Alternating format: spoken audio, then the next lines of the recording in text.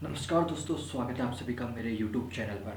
मेरा नाम राजन सिंह दोसाद है और आज हम जानेंगे एक्सेल में रोज़ और कॉलम को कैसे मैनेज किया जाता है, कैसे सेट किया जाता है और साथ ही साथ ये भी जानेंगे कि सेल्स को, मल्टीपल सेल्स को एक ही सेल में कैसे मर्ज किया जाता है। चलिए शुरुआत करते हैं मैनेज से कि रोज़ और कॉलम को कैसे मैनेज किया जाता है। आइए देखते हैं।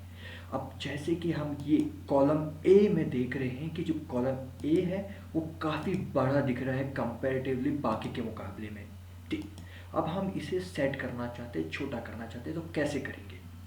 पहला तरीका, आप ये पूरा कॉलम सेलेक्ट कर लीजिए। जैसे कि मैंने ए में क्लिक किया, ऊपर लेफ्ट क्लिक करें, ये पूरा कॉलम सेलेक्ट हो जाता है। उसके बाद में यहाँ पे ऊपर होम में, जहाँ पे हमारा रिबन होम है, होम वाले रिबन में क्लिक किए।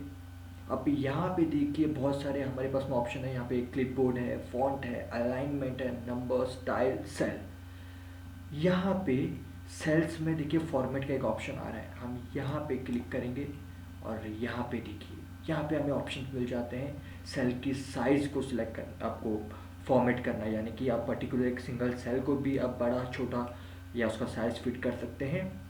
और आप चाहे तो पूरा एक साथ में कॉलम या रो दोनों में से कुछ भी सिलेक्ट करके उसे भी कर सकते हैं। चलिए हम अब ये करना चाहते हैं कॉलम को पूरा सेट। तो यहाँ पे दिया है ऑटो फिट कॉलम भी, तो यहाँ पे ये वाले ऑप्शन में हम क्लिक करेंगे, ऑटो फिट में क्लिक।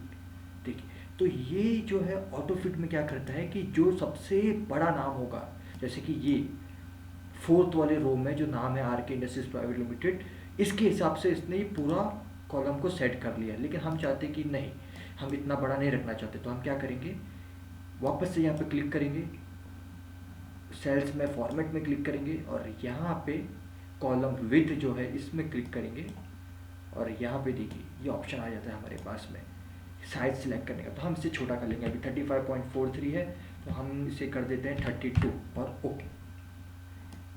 देखिए ये छोटा हो गया लेकिन फिर भी बड़ा दिख रहा है। तो देखिए जब भी हम अगर नंबर्स टाइप करते हैं तो उससे हमें अंदाज़ा नहीं मिलेगा कि कितना बड़ा हो रहा है कितना छोटा हो रहा है। तो दूसरा तरीका बताता हूँ, वापस से कॉलम को सिलेक्ट कर लीजिए और ए और बी, ये जो कॉलम ए है कॉलम बी, उसके बीच में एक सेपरेटर लाइन रहती है। इस लाइन में आप कर्सर को लेके जाइए, देखिए यहाँ पे क्रॉस जैसे बना है। ठीक है, इसे क्लिक कीजिए, लेफ्ट क्लिक कीजिए और आप ड्रैग कीजिए लेफ्ट की तरफ को। लेफ्ट की तरफ करेंगे तो छोटा, राइट की तरफ करेंगे तो बड़ा। तो आप यहाँ से आपको पता भी चल जाएगा कि कितना छोटा हो रहा है कितना बड़ा हो रहा है करके, और इजीली आप कर पाएंगे। जैसे कि मैंने इसे पूरा लेफ्ट में लेके गया हूँ और छोड़ दिया हूँ, देखिए ये हो गया है छोटा। अब अगर और छोटा करना है, सेम वापस से आप लेफ्ट की तरफ लेके चले जाइए। और इसमें यह है कि आपको कॉलम सेलेक्ट नहीं भी करेंगे तो डायरेक्टली आप छोटा बड़ा कर सकते हैं, जरूरी नहीं कि आपको कॉलम सेलेक्ट करना है। चलिए ये हो गया मेरी रिक्वायरमेंट के हिसाब से एडजस्टमेंट कॉलम का। सेम रो का भी आप उसको बड़ा छोटा कर सकते हैं। जैसे कि मान लीजिए जो सेकंड रो है और थर्ड रो है, इसके बीच में जो सेपरेट लाइन है इसे आपको एडजस्ट करना है। तो यानी कि आपको मतलब जो सेकंड वाला जो है, जो सेकंड रो है इसे आपको बड़ा करना है। तो क्लिक कीजिए और नीचे की तरफ लेके जाइए, देखिए बड़ा हो गया सेकंड। छोटा करना है, सेम इसको क्लिक कीजिए और ऊपर की तरफ लेके जाइए। या फिर दूसरा तरीका मैं आपको बताया हूँ कि यहाँ पे आप सेल्स में ऊपर होम के अंदर फॉर्मेट में जाके आप यहाँ पे रो हाइट में क्लिक करके यहाँ पे आप नंबर टाइप करके भी कर सकते हैं। चलिए ये हो गया कि रोज और कॉलम को बड़ा या छोटा कैसे करते हैं, कैसे मैनेज किया जाता है करके। अब सीखते हैं कि अननेसेसरी रो या अननेसेसरी कॉलम को कैसे डिलीट किया जाए, या फिर जहाँ पे हमें रिक्वायरमेंट है वहाँ पे कैसे नया रो या नया कॉलम ऐड किया जाए। यानी कि यहाँ पे कॉलम बी है। अब ये कॉलम बी जो है ये अननेसेसरी है, मेरे कोई काम का नहीं है, करेक्ट, क्योंकि यहाँ पे कोई भी वैल्यूज़ है नहीं। तो हम चाहते हैं डिलीट करें। तो देखिए एक तरीका है, आप यहाँ पे बी कॉलम को क्लिक कर लीजिए ऊपर से और वापस सेम होम में ही सेल्स के अंदर देखिए यहाँ पे डिलीट का ऑप्शन है। क्लिक कीजिए इसमें, डिलीट में देखिए नीचे एरो की में, और डिलीट सेल करके ऑप्शन है और एक डिलीट शीट कॉलम। अब हम क्या डिलीट करना चाहते हैं, कॉलम को, क्योंकि ये जो अल्फ़ाबेट्स में रहते हैं ए बी सी डी ये कॉलम होते हैं, तो हमें बी कॉलम को डिलीट करना है। तो हमने यहाँ पे डिलीट शीट कॉलम में क्लिक करेंगे और ये हो गया डिलीट। ठीक है, चलिए ये तो हमने डिलीट किया एक तरीके से कॉलम। सेम तरीके से हम रो को भी कर सकते हैं। जैसे ये 11th रो है और ये भी एक्सेस है, एक्स्ट्रा है, इसे पे हम डिलीट करना है तो सेम वैसे भी कर सकते हैं। ऊपर जाएंगे, डिलीट में क्लिक करेंगे और यहाँ पे हम डिलीट शीट रो आया है। देखिए कॉलम हाइड है क्योंकि हमने कॉलम सेलेक्ट नहीं किया है, रो यहाँ पे विजिबल दिख रहा है क्योंकि रो हमने सेलेक्ट किया, और इसको क्लिक करेंगे तो डिलीट हो जाएगा। लेकिन इससे भी शॉर्टकट तरीका है अपने पास में। कैसे? जैसे कि हमने ये 11th रो को क्लिक किया, ये आप कॉलम में भी अपना सकते हैं। राइट क्लिक करेंगे और यहाँ पे डिलीट का ऑप्शन आ गया, देखिए, और ये ऑटोमेटिकली डिटेक्ट कर लेगा कि ये रो है, इसको डिलीट करना है। डिलीट में क्लिक किया, ठीक है, कर दिया डिलीट इसने।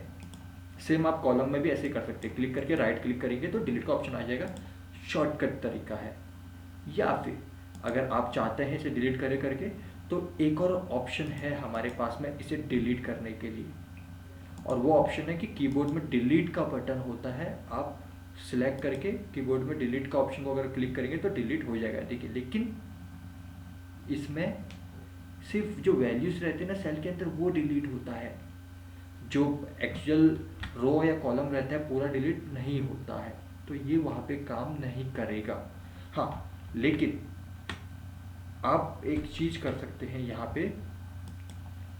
अगर मान लीजिए जैसे ये 5th सेल है, इसे, ये आपका एक्सेस सेल है, इसे अगर आप डिलीट करना चाहते हैं तो इसे डिलीट करने के लिए कीबोर्ड की मदद से शिफ्ट और F10 अगर आप दबाएंगे साथ में, और डी, शिफ्ट F10 डी, तो ये ऑटोमेटिकली डिलीट हो जाएगा।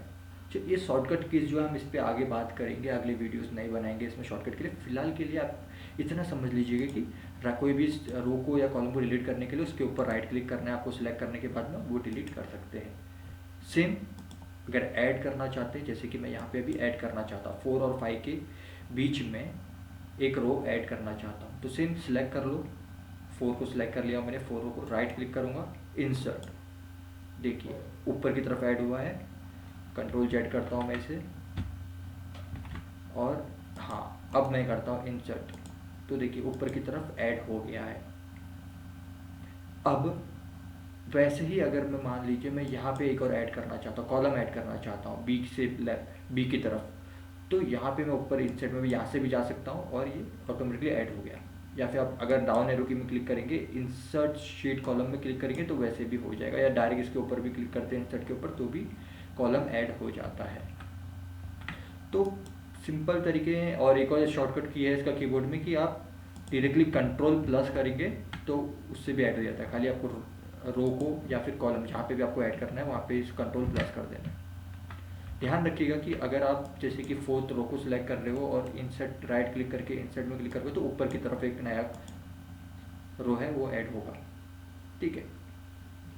चलिए, ये हो गया इंसर्ट कैसे किया जाता है और डिलीट कैसे किया जाता है। अब आइए जानते हैं कि सेल्स को मर्ज कैसे किया जाता है। अब मर्ज यानी कि जैसे कि देखिए यहाँ पे मैंने RK इंडस्ट्रीज प्राइवेट लिमिटेड लिखा हूँ, करेक्ट। अब ये किस में लिखा हूँ मैंने, 4th रो में, और कॉलम है A यानी कि A4, देखिए ऊपर नाम लिख के आ रहा है A4। B4 में कुछ भी नहीं लिखा है, B4 में कोई वैल्यू नहीं है, C4 में यहाँ पे भी कोई वैल्यू नहीं, वो तो सिर्फ यहाँ पे ये जो नाम लिखा है इसके वजह से ये नाम बड़ा है करके ये सेल में फिट नहीं आ रहा है करके, इसलिए यहाँ तक हमें दिख रहा है, लेकिन एक्चुअल में ये है A4 में ही वैल्यू, B में, C में, D में नहीं है। अब हम चाहते हैं कि ये पूरा यहाँ पे एक ये सारे सेल्स जो हैं ये M तक के ये मर्ज हो जाए, तो ये पूरे सेल को हम सिलेक्ट करेंगे। होम में ही अलाइनमेंट में देखिए यहाँ पे पहला क्लिपबोर्ड, दूसरा फ़ॉन्ट, तीसरा अलाइनमेंट। अलाइनमेंट के अंदर मर्ज एंड सेंटर करके ऑप्शन है और इसके राइट में छोटा सा डाउनवर्ड ड्रॉप डाउन जैसा है, इसे हम क्लिक करेंगे तो देखिए ऑप्शंस मिल जाते हैं हमारे पास में। मर्ज and centre, merge and centre का मतलब कि आप इसमें क्लिक करोगे तो ये सारे सेल मर्ज भी हो जाएंगे, एक ही सेल बन जाएगा सब पर, और ये जो वैल्यू लिखा है ये बीच में आ जाएगा, सेंटर में आ जाएगा। मर्ज अक्रॉस है, मर्ज सेल है, मर्ज सेल में सिर्फ सिंपल मर्ज होगा तो हम मर्ज कर लेते सिर्फ। तो मर्ज सेल पे मैंने क्लिक किया तो देखिए ये सारा सेल एक हो गया, यानी कि ये इतना सा जो मैंने सेलेक्ट किया देखिए ये A4 हो गया, और बाजू में ये N4 हो गया, यानी कि ये पूरा A से लेके M तक का एक ही सेल बन गया है। अब चलिए इस जो वैल्यू है इसको हम बीच में लेके आए थे, तो यहाँ पे हम सेंटर वाला अलाइनमेंट में जाके सेंटर वाले में क्लिक कर लेते तो ये बीच में आ गया वैल्यूज़। अब ऐसे ही हम करना चाहते हैं, जैसे कि जैन फेब मार्च है तो हम इसे क्वार्टर वाइज डिवाइड करना चाहते हैं, तो जैसे जैन फेब मार्च ये तीनों हमने सेलेक्ट कर लिया ऊपर तक, और यहाँ पे मैं मर्ज एंड सेंटर में इस बार क्लिक करूँगा। आप चाहे तो डायरेक्ट इसके ऊपर भी क्लिक करेंगे तो मर्ज एंड सेंटर ही होगा, तो मैं डायरेक्ट इसके ऊपर क्लिक करके मर्ज एंड सेंटर में क्लिक कर दे रहा हूँ। और अब मैं यहाँ पे टाइप करूँगा Q1 यानी कि Q1। देखिए ये मर्ज हो गया, जनवरी फेब मार्च ये 3 मर्ज हो गया। अब से मैं अप्रैल मई जून का करना चाहता हूँ, तीनों को सिलेक्ट किया, मर्ज एंड सेंटर में क्लिक किया और Q2 टाइप कर देता हूँ। टैब दबाऊँगा, राइट में जाएगा, वापस से सिलेक्ट करो उसको और ये मैंने अप्रैल मई जून जुलाई तक का कर दिया हूँ। तो मुझे अब इसे देखिए, ये मैंने गलती से ज़्यादा कर दिया हूँ। अप्रैल मई जून तक करना था मुझे, लेकिन मैंने क्या किया, जुलाई तक का मर्ज कर दिया। तो अब इसे मुझे अनमर्ज करना है। कैसे करूँगा, क्लिक किया इसमें, ऊपर डाउनलोड एरो की में जहाँ पे मर्जन सेंटर है, ड्रॉप डाउन में क्लिक किया, यहाँ पे क्या लिखा है, अनमर्ज सेल, क्लिक कर दो। देखिए हो गया पहले ऐसे। अब वापस से सही कर दूंगा इसको, ये तीनों को सिलेक्ट करके अप्रैल मई जून और मर्जन सेंटर में क्लिक हो गया। चलिए अब इसको भी कर देते हैं। Q3 टैब दबाऊंगा, अक्टूबर नवंबर दिसंबर को, मर्जन सेंटर Q4। चलिए डन। अब मुझे ये सबको बोल्ड करना है, तो कैसे करेंगे, पूरा रो को सिलेक्ट कर लेंगे और यहाँ पे बी में क्लिक कर देंगे। ये देखिए बोल्ड हो चुका है। अब बाकी फॉर्मेटिंग आप यहाँ पे कर सकते हैं। ये हो गया मर्ज कैसे करना है और अनमर्ज कैसे करना है। आगे की वीडियोस हम आगे और एक्सेल के फॉर्मेट सीखेंगे और एक्सेल में कैसे कैसे काम किया जाता है वो सीखेंगे। फिलहाल के लिए इतना ही। आप सभी का बेहद धन्यवाद।